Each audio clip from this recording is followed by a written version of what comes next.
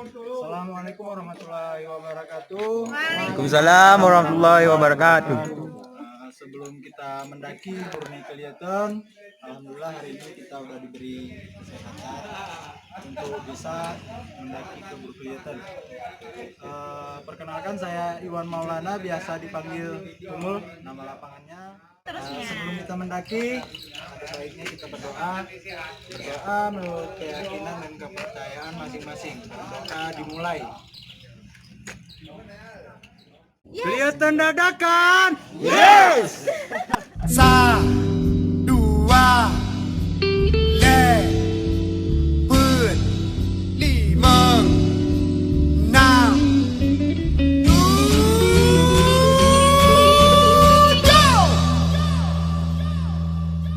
Nanggro Aceh tanah rincung, lama lindung Allah. Seramo Mekah lakap adidonya, Nanggro doa hawase melimpah, pusaka kenebah, endah tu jamana melehan. Rakyat makmu musuh megah, yang amada perintah udah gemulia. Jerongan bihe hati gemurah, akaya gelua, kepobot suruh uji tegak. Ane nanggro senang melupa,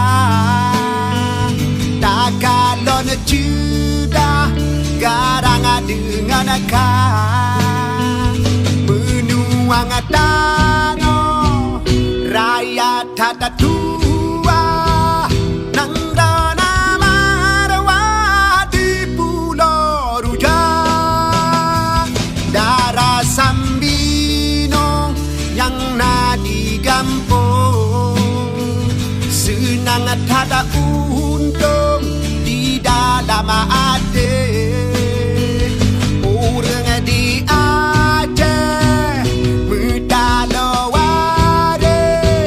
kasih berkasih bila bila.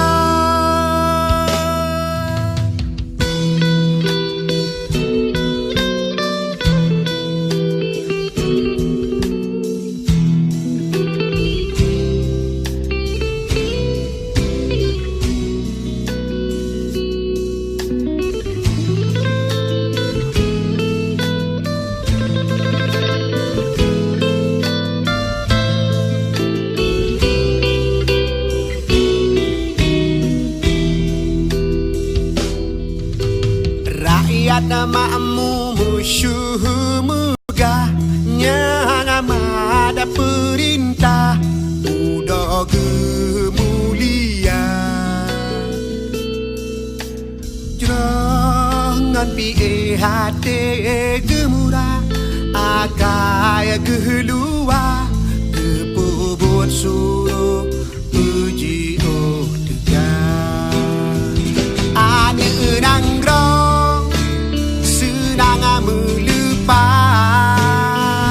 tak kalau sudah garang dengan akal menuang tanah rakyat tatua nangrana marwah di Pulau Rujak, darah Sambino yang nadi gampung, senang tada untung di dalam